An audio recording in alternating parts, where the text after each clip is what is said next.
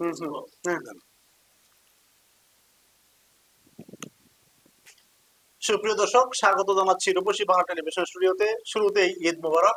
আপনাদেরকে পবিত্র ঈদ উল ফিতরের শুভেচ্ছা জানিয়ে শুরু করছি আজকের টক শো সমসাময়িক বিষয় নিয়ে আলোচনা। আজকে আমাদের স্টুডিওতে এসেছেন দ্য মুসলিম টাইমস এর প্রধান সম্পাদক জনাব আব্দুল খালেক খন্দকার। জনাব খন্দকার, আপনাকে স্বাগত জানাচ্ছি রূপসী বাংলা টেলিভিশন স্টুডিওতে। ধন্যবাদ, আপনাকে ধন্যবাদ। আজ আমরা আলোচনা করব সমসাময়িক বিষয় নিয়ে। আজকে সর্বশেষ যে আলোচনা আছে সারা বিশ্ব জুড়ে, সেটা হলো ট্রাম্পের নতুন শুল্ক নির্ধারণ এবং আরোপ করা আর কি। সেটা হলো বলা হচ্ছে যে পাল্টা শুল্ক নির্ধারণ। আরেকটা বিষয় হলো সাম্প্রতিক সময়ে ঈদ চলে গেল, ঈদের একটা স্বস্তি নিয়ে সবাই বাড়ি গেল এবং বাড়ি থেকে ফিরছে ঢাকায়।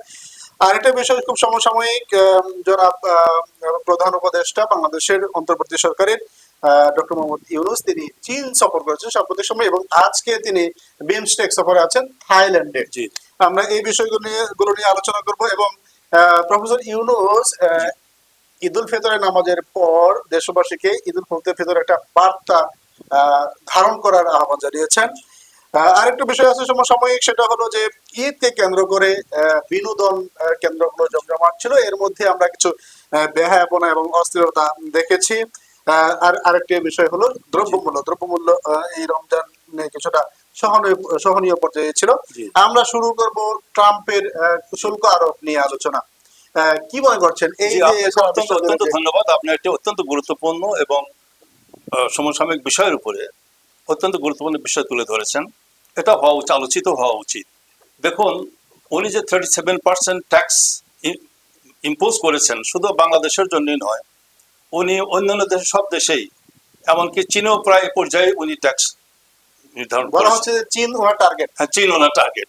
তো এখন ট্রাম্প উনি যেটা করেছেন, এটা উনি একটি বুদ্ধিমানের পরিচয় দেননি।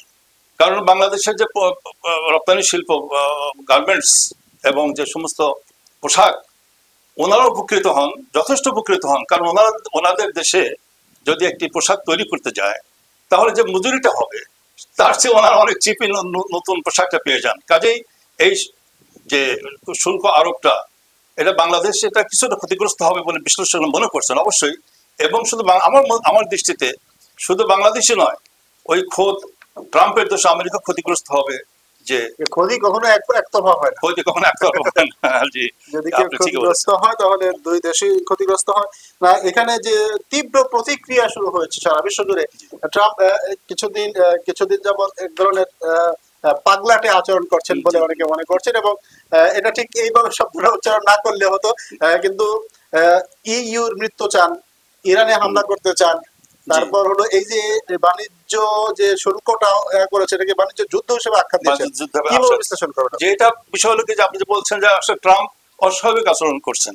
অস্বাভাবিক বলতে তিনি ইরানকে 2 মাসের সময় দিয়েছেন, যে 2 মাসের মধ্যে সিদ্ধান্ত না নিলে তারা ইরানের যে পারমাণবিক স্থাপন আছে বোমা মেরে উড়িয়ে দেবেন। এই ট্রাম্প এই বিগত তার যে সময় ছিল, বিগত তার রিজিমে এই ট্রাম্প আমরা দেখতে পেয়েছি যে তারা আফগানিস্তানে তারা এই ধোঁয়া তুলেই, এই সুতো তুলেই সেখানে যে বোমটা তারা নিক্ষেপ করেছে, বোমের নাম ছিল মাদার বম। তার নাম দিয়েছিল, এত বড় বোম কেউ কখনো ইউজ করে নাই। একটা মাদার বম আফগানিস্তানের স্থাপনার উপরে মেরে ধ্বংস করেছে, বহু লোক হত্যা করে। তারপরে এই ট্রাম্প উত্তর কোরিয়ার দিকে অগ্রসর হয়। উত্তর কোরিয়ার নিকটবর্তী হওয়ার পরে তখন চীন তাকে সতর্ক করে যে উত্তর কোরিয়াতে বোমা ফেলার পূর্বে ট্রাম্পকে 2 বার ভাবতে হবে, কারণ ততক্ষণে উত্তর কোরিয়ার হাতে পারমাণবিক অস্ত্র রয়ে গেছে। ট্রাম্প এটা অনুধাবন করে ওখান থেকে বানিয়ে ফেলেছেন। ট্রাম্প এটা অনুধাবন করে মানে টু শব্দ না করে সেখানে সটকে পড়ে। কাজে অনেকে বলে যে ট্রাম্প হলো নরমের শক্তের ভক্ত, নরমের জম, ঠেলার ধরনের কিছু হবে। তো এখন এখানে প্রশ্ন, যেমন দ্য মুসলিম টাইমস এর প্রধান উপদেষ্টা জনাব তাজুল ইসলাম উনি বলেছেন, আমাকে বললেন যে তাহলে ইরানকে বেঁচে থাকতে হলে, পৃথিবীতে বেঁচে থাকতে হলো পারমাণবিক বোমায় রক্ষা কবচ।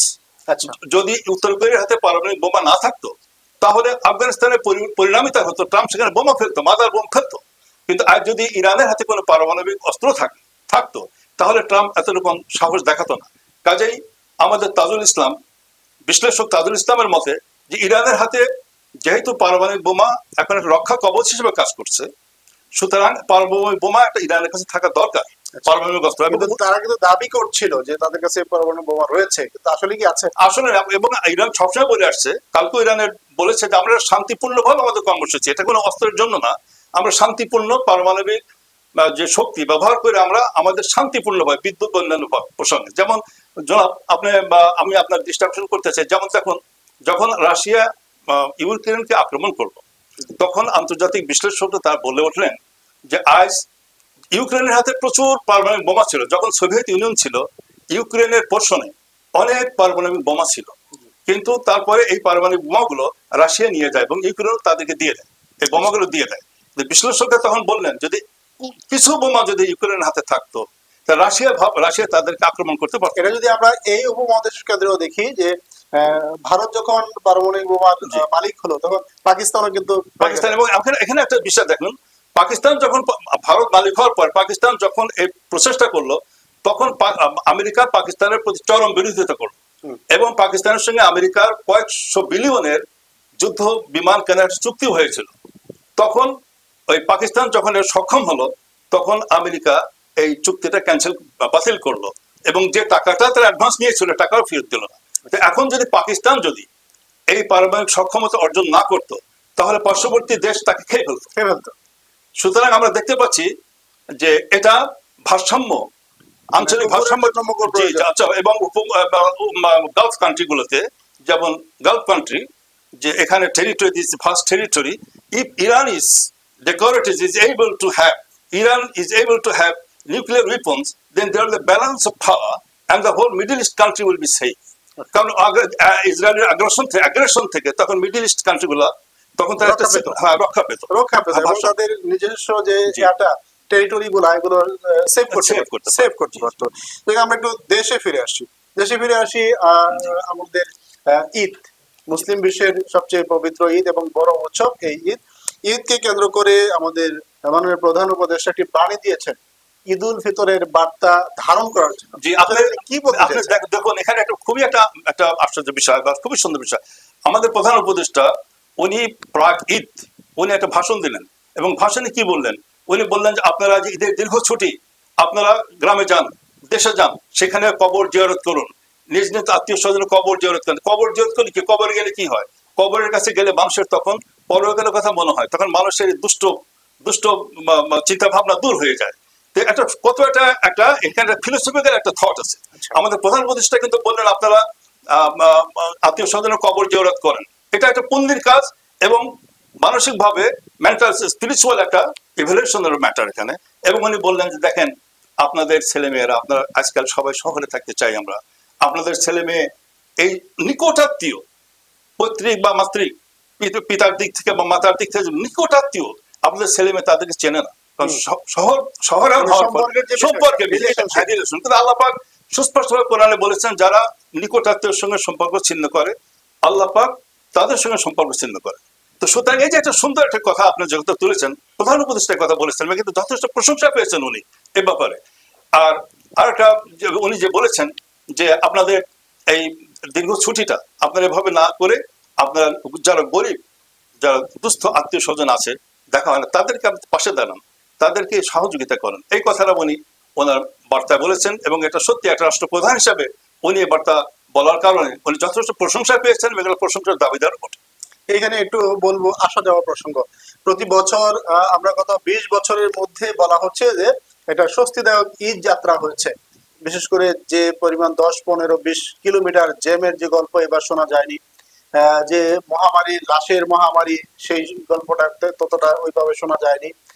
মানুষ যে স্বস্তিদায়ক ভাবে যেতে পেরেছে এতদিন, গত 20 বছর সেটা পারলো না কেন? দেখুন এই বিষয়ে আমি একটা কথা বলতে চাই যে উপদেষ্টা রিজওয়ানা চৌধুরী উনি কিন্তু একটা কথা বলেছিলেন, আপনার কথাতে বোঝা যাচ্ছে রিজওয়ানা হাসান, যে উনি বলেছিলেন, আপনার কথাতে যে বোঝা যাচ্ছে যে রাজনৈতিক দল তারা কিন্তু পাবলিক ওরিয়েন্টেড, তারা কমিটেড টু দ্য পাবলিক, কিন্তু তারা এটা পারে নাই। আর এই যে অন্তর্বর্তীকালীন সরকার এটা জনগণের সঙ্গে এটা কমিটেড নয়, কিন্তু এরা পেরেছে কেন?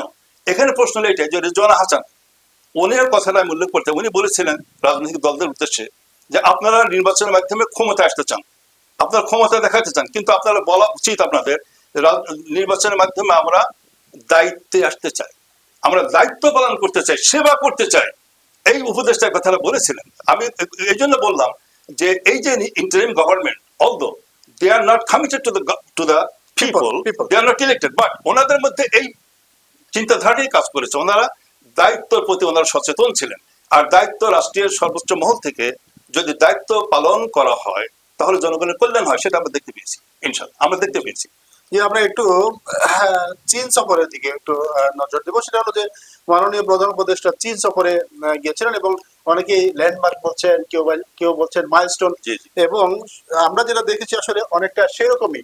জি। কারণ হচ্ছে একজন অনির্বাচিত ব্যক্তি, তারপর অন্তর্বর্তী সরকারের প্রধান হয়ে যেভাবে $2.1 বিলিয়ন বিনিয়োগ, জি। অনুদান থেকে শুরু করে ঋণ, যাই বলেন, জি। যে একটা হিউজ অ্যামাউন্ট উনি দেশের জন্য নিয়ে জি। আসতে পেরেছেন, এটাকে আপনি কিভাবে দেখছেন? জি দেখুন, প্রধান উপদেষ্টা ডক্টর মোহাম্মদ ইউনূস, এখন আমাদের দেশের অনেকেই বলছেন যে না উনি নেতা বলা ভুল হবে, উনি বিশ্ব নেতা।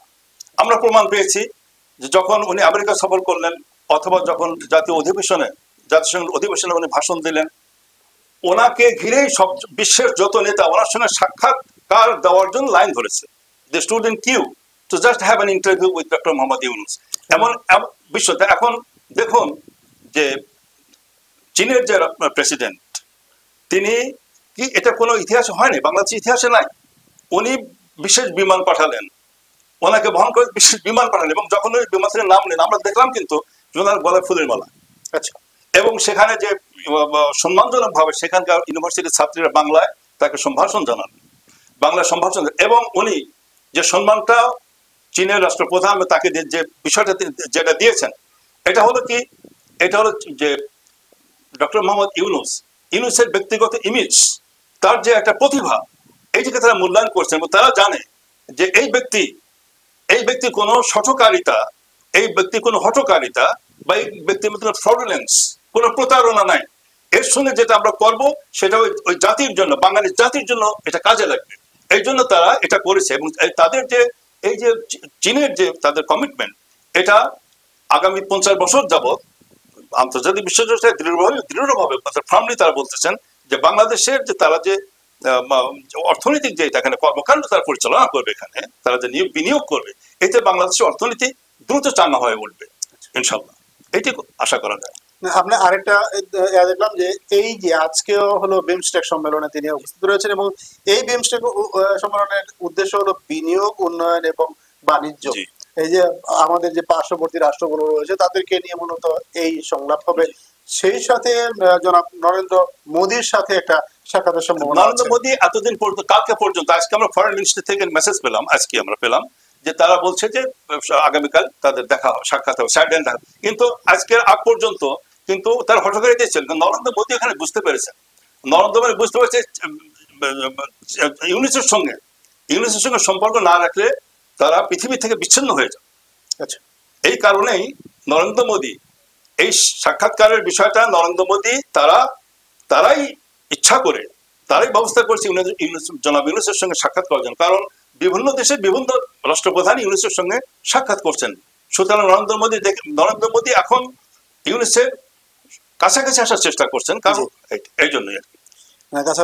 কিন্তু আমরা যেটা সাম্প্রতিক সময়ে লক্ষ্য করছিলাম যে মিস ইনফরমেশন এবং এক ধরনের থ্রেটনেস যেটাকে বলে বাংলাদেশের প্রতি, সেটাকে আপনি কিভাবে মূল্যায়ন করবেন? এগুলো আসলে অনেকটাই আছে। যেমন আমাদের প্রেস সচিব বললেন, প্রধানমন্ত্রী প্রেস সচিব বললেন, এখানে কিন্তু হলুদ সাংবাদিকতা, যে কলকাতা বা ইন্ডিয়ার যে সাংবাদিকরা যে সমস্ত বিষয় উপস্থাপনা করেন, এগুলো অধিকাংশই এগুলো মিথ্যাচারিতা ছিল। দেখুন, বাংলাদেশের সংখ্যালঘুদের উপরে অত্যাচার নাই। আমি আপনাকে একটা কথা বলতে চাই, দেখুন কুমিল্লাতে একটা পূজা মণ্ডপে একটা মূর্তির কোলের উপরে একটা পবিত্র কোরআন মজিদ মহাগ্রন্থ সেখানে পাওয়া গেল, এখন বিগত সরকারের আমলে। এখন দেখুন, বিষয়টা তো স্বাভাবিক নয় যে যারা বাংলাদেশের আলেম ওলামা তারা প্রতিবাদ করেছেন, তারা তো অন্যায় করেন, তারা মিছিল করেছেন, কিন্তু দেখা গেল পরিণামী খেলে সে মিছিলের উপরে গুলি করা হয়েছে, সে বিচার হয়নি। তাহলে এখানে উগ্রতা, এই যে মিছিল করেছে, এটা তো উগ্রতার কিছু না, এটা তো জঙ্গির কিছু না, কারণ মূল সমস্যাটা অপরাধ করেছে যে মূর্তির উপরে করেন। আবার দেখেন মহানবী সাল্লাল্লাহু আলাইহি সাল্লামের উপরে বিভিন্ন ফেসবুকে বিভিন্ন অবমাননাকর দেওয়া হতো, বিচার হতো না। কাজে যখন ইমানদার মুসলিম যখন এটা মিছিল করতো, বা প্রতিবাদ করতো, তখন এটাকে কিভাবে তুলে ধরা হতো, দেখো জঙ্গি। এটা একটা সম্পূর্ণ অন্যায়। এই যে স্টিগমা, জি, এটা একটা স্টিগমা। যে আমরা একটু আরেকটা বিষয়ের সামনে আসি, যে এইবার দ্রব্যমূল্য এই আগের মতো যে জি জনগণের প্রতি যারা কমিটেড ছিল জি বা জি অঙ্গীকারবদ্ধ ছিল তাদের সেবা দিবে, কিন্তু তাদের সময়গুলোতে দ্রব্যমূল্য কমেনি, কিন্তু এই ইউনূস সরকারের আমলে এসে দ্রব্যমূল্য একটা সহনীয় পর্যায়ে সহজে আসে। পড়ে যাচ্ছে। দেখেন, এটার জি পেছনে জি কি কারিশমা কাজ ঠিক করেছে? আছে, দেখেন অনেকে বলেছিল যে ইন্ডিয়া তো আর পেঁয়াজ দেবে না, বাংলাদেশে এবার আর পেঁয়াজ খাওয়া যায়, 1 লাখ টাকা কেজি পেঁয়াজ হবে। দেখুন এখন পেঁয়াজ এখনো 40 টাকা কেজি। এই একটা পবিত্র রমজান শোষে পবিত্র ঈদ উল ফিতরের সময় যখন সবকিছু দাম বেড়ে যায়, এই সমস্ত মশলা জাতীয় সামগ্রীর দাম বেড়ে যায়, তখনও পেঁয়াজ 40 টাকা কেজি কেজি আছে। তো এখানে ইন্ডিয়া পেঁয়াজ দিচ্ছে না, তারপরে 40 টাকা কেজি কি ভাবল? এখানে হলো যে এই সরকারের এটাই কারিশমা যে তারা জনগণের প্রতি কিছুটা দায়িত্ব তারা পালন করছেন। এবং এই কারণেই দেখুন, ঈদগাহ মাঠে নামাজের পরে এই আপনারা দেখেছেন, লাইভ আমরা দেখতে পেয়েছি, অনেক লোক, শত শত লোক তারা বলছে আমরা ইউনেস্কো 5 বছর চাই, আমরা ইউনেস্কো আরো চাই। কেন বলছে? কারণ তারা সাধারণ মানুষ, those who are limited, people of limited income and low income, যাদের লিমিটেড ইনকাম মানে সীমিত আয় এবং লো ইনকাম বা যাদের অল্প আয়, এই সমস্ত জনসংখ্যা আমাদের দেশে বেশি। এবং তারা যেহেতু এই দ্রব্যমূল্য স্থিতিশীলতা দেখে তারা অত্যন্ত খুশি হয়েছে এবং তারা বলছে যে আমরা ইউনিট সরকার আরো চাই, আরো চাই। এটা এদের সাফল্যতা ইনশাল্লাহ। আর একটা জিনিস এবার ছিল লক্ষ্য করার মতো বলতে এটা আমাদের সংস্কৃতির সাথে কতটুকু যায় সেটা আপনি জানেন, যে ঈদকে কেন্দ্র করে, বিনোদন কেন্দ্র করে যাতে ভিড় বাড়ছে, কিন্তু আমরা যদি একটু অন্য অন্য দৃষ্টিতে তাকাই, যে কক্সবাজারে কিছু বেহায়াপনা এবং অশ্লীলতার দিকগুলো আমাদের নজরে এসছে, কিভাবে বলবেন যে আমাদের সংস্কৃতির সাথে মানে কতটুকু যায়? জি দেখুন, একজন বিশ্লেষক বললেন যে বাংলাদেশে প্রায় about 95% people are Muslims are Muslim dominated country, এখানে মুসলমান সংখ্যাগরিষ্ঠ দেশ। দেখুন, আর সংস্কৃতি বা কালচারের নামে যে নৈতিক অবক্ষয় থেকে আসে, যখন মানুষ তাদের ধর্মীয় মূল্যবোধ ভুলে যায়। এদেশে মানুষ তাদের ধর্মীয় মূল্যবোধ আছে, যখন ধর্মীয় মূল্যবোধ নগ্নতা, বেহায়াপনা যখন বেড়ে যায়, তখন সেখানে কি হয়? সেখানে ব্যভিচার, যৌনতা এবং নানাবিধ অপরাধ, সামাজিক অপরাধ বৃদ্ধি পায়, যা আমরা দেখতে পাচ্ছি। আমরা দেখেছি যে একটা 6 বছরের 8 বছরের শিশু ধর্ষিত হয়ে আসিয়া বিষয়টা, এবং এরকম অনেক হচ্ছে। কেন হচ্ছে? যে তার কারণ হলো এই দেশে আমাদের ধর্মীয় মূল্যবোধ আমরা ভুলে গিয়েছি। এই পর্যায়ে আমাদের আমাদের আবেদন থাকবে, প্রশাসন সহ যারা আলেম সমাজের মধ্যে আবেদন থাকবে, তারা এই বিষয়টা ফোকাস করবেন এবং সাধারণ মানুষকে তারা অ্যাডমনিশ করবেন, তারা উপদেশ দিবেন যে যেন এই সমস্ত তারা পরিহার করে এবং কল্যাণ এবং শান্তির পথে তারা অগ্রসর হয়। এদিকে আমাদের উচ্চ পর্যায়ে থেকে ফোকাস করা বাঞ্ছনীয় বলে আমি মনে করি। আর একটা বিষয়, জাতির ভবিষ্যৎ রাজনীতি, রাজনীতিবিদরা দেশের রাজার নীতি ধারণ করেন, পালন করেন এবং জনগণের সেবা দেওয়ার কথা বলে থাকেন। আমাদের রাজনীতি আসলে কোন দিকে যাচ্ছে, ভবিষ্যতের রাজনীতি? দেখুন, ভবিষ্যৎ রাজনীতি এখন এটা হলো স্টেরিওটাইপ বলে, ট্র্যাডিশনাল। যেমন আওয়ামী লীগ গেল, আমরা আওয়ামী লীগ দেখেছি, বিএনপি দেখেছি, আমরা জামাত দেখিনি ক্ষমতায়, জামাত ছিল সহকারী হিসাবে, কিন্তু এই যে জাতীয় পার্টি দেখেছি। কিন্তু এখন রাজনীতি হিসাবে মানুষের মনে যেন একটা জিনিস একটু উদয় হয়েছে, যে মানুষ যেন চাচ্ছে যে একটু, যেমন দেখুন ছাত্র সমাজ যারা এই সরকারের পতন ঘটানোর মূলে যারা কাজ করেছেন, তরুণ ছাত্র সমাজ যারা জীবন দিয়েছে, এমনকি অনেক শিশু তাদের জীবনও, নারী শিশু সবাই সবার অংশ, আবার বৃদ্ধ বনিতা, আবার বৃদ্ধ বনিতা, তারা চাচ্ছেন যে সত্য সুন্দর প্রতিষ্ঠিত হওয়ার জন্য, সত্য সুন্দর এবং তরুণদের মধ্যে যেন এই সত্য এবং সুন্দর একটা বিকশিত হওয়ার একটা সম্ভাবনা দেখা দিচ্ছে। এবং আমাদের জামাত ইসলামের যে আমির, উনিও বলেছেন, ডাক্তার শফিক, উনি বলেছেন যে এই যে আমাদের যে একটা পঙ্কিলতা, আমাদের রাজনীতির মধ্যে যে পঙ্কিলতা রয়ে গেছে, এটা সম্পূর্ণ একটা রিফর্ম, একটা সংস্কার করে এই পঙ্কিলতা দূর করে আমরা সুন্দর মন নিয়ে, সাদা মন নিয়ে আমরা সবাই যদি অংশগ্রহণ করি এবং তারপরে যদি নির্বাচিত সরকার আসে, তাহলে এই করাপশন, এই দুর্নীতি আর থাকবে না। তখন মানুষের মধ্যে কি হবে? ওই যে রেজওয়ান হাসান চৌধুরীর কথায়, যে আমরা তখন এই নির্বাচিত সরকার তখন দায়িত্ব পালনের জন্য আসবে, তারা জনসেবার জন্য আসবে, ক্ষমতা দেখাতে আসবে না। ক্ষমতা দেখিয়েছে, যেমন পূর্ববর্তী সরকারের যে পিয়ন, পূর্ববর্তী যে প্রধানমন্ত্রীর যে অফিসের পিয়ন ছিল, সেই পিয়ন কয়েক হাজার কোটি টাকা মালিক আমরা শুনেছি, দেখেছি। কেন হয়েছে? কারণ তারা ক্ষমতা ছিল তাদের হাতে, তারা ক্ষমতা দেখিয়েছে এবং তারা ক্ষমতা প্রদর্শন করেছে, এই জন্য পিয়নের হাতে হাজার হাজার কোটি টাকার মালিক হয়ে গেছে। কিন্তু যদি তার দায়িত্ব পালন করতেন, জনগণের সেবা করতেন, তাহলে এটা ঘটতো না। এখানে একটু যোগ করতে চাই, সেখানে যে যেহেতু আপনি আওয়ামী লীগের প্রসঙ্গ নিয়ে আসছেন, সেখানে যে অর্থ পাচার এবং খুন গুমের যে মামলাগুলো আছে, এটার ভবিষ্যৎ আপনি কি দেখেন? দেখুন, এই যে আপনার শ্বেতপত্র প্রকাশের যে আপনার চেয়ারম্যান ডক্টর দেবপ্রিয়। দেবপ্রিয় ভট্টাচার্য, উনি যখন ওইটা জমা দেন, ওনার দুইটা রিপোর্ট ছিল হাইলাইট, এবং আমি রিপোর্টটা আমি হেড নিউজ করেছিলাম। উনি বলেছেন যে বিগত সরকার দেশের 2টি কিডনি খেয়ে গেছে। আচ্ছা, তাতে আমরা বুঝতে পারি যে দেশের 2টি কিডনি অর্থনৈতিক দিক দিয়ে চিন্তা করলে কিডনি যেমন গুরুত্বপূর্ণ, ওইরকম দেশের অর্থনীতিটা ওনারা ধ্বংস করে দিয়ে গেছে, এবং ওনারা এটা সুস্পষ্টভাবে ওনারা প্রকাশ করেছেন এটা। এবং ওনারা বলছেন যে বিগত বছরগুলোতে 20 থেকে 22,000 কোটি টাকা পাচার করেছে প্রতি বছরে, ওনাদের এই তদন্তে ধরা পড়েছে। তো কাজে এটা বলার অপেক্ষাই রাখে না যে অর্থনৈতিক দিকটা কতটুকু নাজুক হয়ে পড়েছিল, এবং এটা চাঙ্গা হয়েছে এই ডক্টর মোহাম্মদ ইউনূস তার বিশ্ব নেতৃত্বের যে তার প্রতিভা আছে, এর কারণে বিভিন্ন সংস্থা থেকে প্রচুর পরিমাণে ফরেক্স এদেশে এসেছে, এবং আমাদের দেশের ব্যাংকিং ব্যবস্থাটা চাঙ্গা হয়েছে এটা বলে আন্তর্জাতিক মহল এটা আশ্বস্ত করেছেন আমাদের। আমি বলতেছিলাম যে বিচার প্রক্রিয়াটা কোন দিকে যাচ্ছে? দেখুন, সহসা 15-20 বছর যে অনিয়ম দুঃশাসন ছিল, বিচার ব্যবস্থার মধ্যে যে দলীয়করণ রাজনীতিকরণ ছিলেন, এইগুলোকে সহসা দূর করা সম্ভব না হলেও আমরা এই সামান্য 5-6 মাস সময়ের মধ্যে দেখতে পাচ্ছি যে আমাদের যে তাজুল ইসলাম, যিনি হলেন আমাদের কি ও যে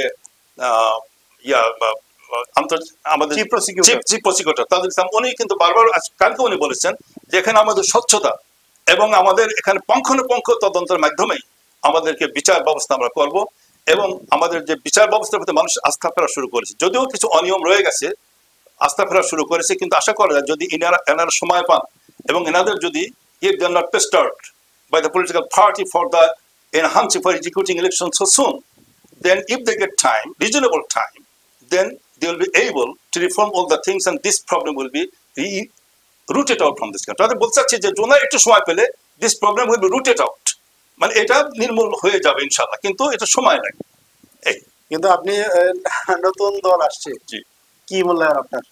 ওই কথা আমি আগে আপনাকে বললাম। দেখুন, নতুন দলের প্রতি তরুণ সমাজ তাদের মধ্যে তারা যেন সত্যের ঝান্ডা উড়িয়ে চলতে চাচ্ছেন, এটা আমাদের পাবলিক সেন্টিমেন্ট এইটাই বোঝা যায়। এবং অনেক ক্ষেত্রে আমরা বিভিন্ন জায়গায় আমরা বসি, আমরা চাষদল থেকে শুরু করে আমরা বিভিন্ন জায়গায় বিভিন্ন মানুষের সঙ্গে মিশি, এবং তারা যেন বলতেছেন যে না, যে তরুণ সমাজ এই করাপ্ট গভর্নমেন্টকে তারা ইরেডিকেট করেছে, উচ্ছেদ করেছে, তাদের হাতে এই দেশটা আসুক, এবং এই তরুণ সমাজ এখনো তারা নিষ্কলুষ, তাদের মাঝেই দেশটা একটা শুধু কিন্তু তরুণ সমাজ নয়, বুড়োদের দলও এসছে, এক্স আর্মিদের নিয়ে একটি দল গঠিত হয়েছে, জনতার দল। জি ছিল, কিন্তু মূল নেতৃত্বে ছিল এই আমাদের এই তরুণ সমাজ, এবং এই তারা সত্য সুন্দর বলেই বিভিন্ন মনে করেন রিটায়ার্ড আর্মি অথবা অন্যান্য রাজনৈতিক দল সবাই তাকে, রিক্সাওয়ালা এমনকি ঝাড়ুদার, আমরা দেখেছি রিক্সাওয়ালারা গিয়ে সেখানে তাদেরকে মিছিল করেছে, কারণ সত্যের পিছনে সবাই থাকে।